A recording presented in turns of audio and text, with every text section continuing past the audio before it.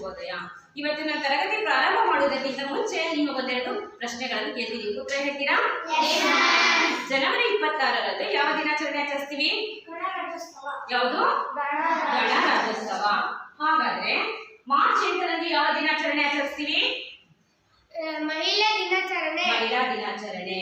October 2ರಂದು ಯಾವ ದಿನಾಚರಣೆ ಆಚರಿಸ್ತೀವಿ? ಗಾಂಧಿ ಜಯಂತಿ. ಗಾಂಧಿ ಜಯಂತಿ.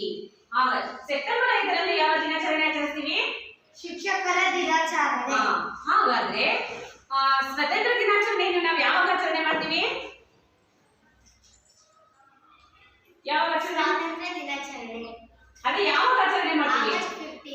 ಆಗಸ್ಟ್ 15 ಅಲ್ವಾ? ಸ್ವಾತಂತ್ರ್ಯ ದಿನಾಚರಣೆ ಆಗಸ್ಟ್ 15 ಆಚರಣೆ ಮಾಡ್ತೀವಿ. ಅದು ಯಾವ ಜಾರಿ ಬಂದಿತ್ತು ಗೊತ್ತಾ? 1947 ಆಗಸ್ಟ್ 15. Very good. ಸ್ವತಂತ್ರ ದಿನಾಚರಣೆ ಅಂದ್ರೆ ಆಗಸ್ಟ್ 15 1947ರಂದು ನಮಗೆ ಸ್ವತಂತ್ರ ಬಂದಿದೆ ಅಲ್ವಾ? ಅದೇ ತರ ಇನ್ನು ಪಠ್ಯ ಪುಸ್ತಕದಲ್ಲಿ ಒಂದು ಪದ್ಯ ಕೊಟ್ಟಿದ್ದಾರೆ, ಸ್ವತಂತ್ರದ ಹಣತೆ. ಯಾವುದು? ಸ್ವತಂತ್ರದ ಹಣತೆ. ಈ ಸ್ವತಂತ್ರದ ಹಣತೆಯನ್ನು KS ನಿಸಾರ್ ಅಹಮದ್ ಅವರು ಬರೆದಿದ್ದಾರೆ. ಯಾರು ಬರೆದಿರೋದು? KS ನಿಸಾರ್ ಅಹಮದ್. ಅವರು 5/2/1936ರಂದು ದೇವನಹಳ್ಳಿಯಲ್ಲಿ ಜನಿಸಿದ್ರು. ಎಲ್ಲಿ ಜನಿಸಿದ್ರು? ಅವರಿಗೆ ಕೆಲವು ಪ್ರಶಸ್ತಿಗಳು ಲಭಿಸಿದೆ. ಪಂಪ ಪ್ರಶಸ್ತಿ ಮತ್ತು ಕೇಂದ್ರ ಸಾಹಿತ್ಯ ಅಕಾಡೆಮಿ ಪ್ರಶಸ್ತಿ ಸಹ ಲಭಿಸಿದೆ. ಅವರ ತಂದೆಯ ಹೆಸರು ಶೇಖ್ ಹೈದರ್, ತಾಯಿಯ ಹೆಸರು ಹಮೀದಾ ಬೇಗಂ. KS ನಿಸಾರ್ ಅಹಮದ್ ಅವರು ಈ ಒಂದು ಸುಂದರವಾದ ಪದ್ಯವನ್ನು ಒಂದು ಚಟುವಟಿಕೆಯ ಮೂಲಕ ನಾವು ಅಭಿನಯಿಸೋಣ. ಅದಕ್ಕೆ ಏನೆಲ್ಲ ನಮಗೆ ಸಾಮಗ್ರಿಗಳು ಬೇಕು ಅಂದ್ರೆ, ಒಂದು ಹಣತೆ ಅಂದ್ರೆ ಏನು? ದೀಪ. ಹಣತೆ ಅಂದ್ರೇನು? ದೀಪ. ಅಲ್ಲಿ ವ್ಯಕ್ತಿಗಳ ಬೆವರ ಸುರಿಸಿ ಅಂತ ಮಾಡಿದ್ದಾರೆ, ಕೊಟ್ಟಿದ್ದಾರೆ ಒಂದು ಸಾಲು.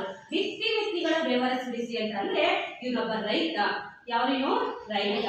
ಯಾವ ತರ ಅವರ ಬೆವರ ಸುರಿಸಿ ಅವರು ಸ್ವತಂತ್ರಕ್ಕೋಸ್ಕರ ತುಂಬಾ ಹೋರಾಟ ಮಾಡಿದ್ದಾರೆ.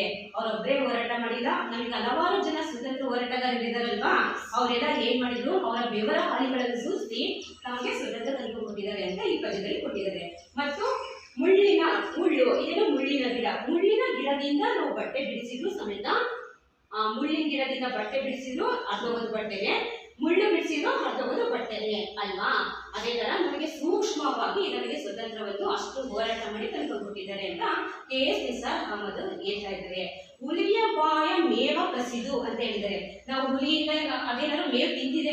ಹುಲಿ ಮೇವು ತಿಂತ ಇಲ್ಲ ಅಲ್ವಾ? ಅದೇ ತರ ಹುಲಿ ಏನಾದ್ರೂ ಆಹಾರ ತಿಂತಿದೆ ಅಂತಂದ್ರೆ ನಾವು ಅದರಿಂದ ಕಸ್ಕೊಳಕ್ ಆಗೋದಿಲ್ಲ. ಅಂದ್ರೆ ಅಷ್ಟು ಕಷ್ಟಪಟ್ಬಿಟ್ಟು ನಮಗೆ ಸ್ವತಂತ್ರ ತಂದುಕೊಟ್ಟಿದ್ದಾರೆ ಅಂತ ಇದು ಅರ್ಥ. ಇವಾಗ ಅಭಿನಯದ ಮೂಲಕ ನಾವು ತಿಳ್ಕೊಳ್ಳೋಣ. ಹೇಳಿ. ಸದಾ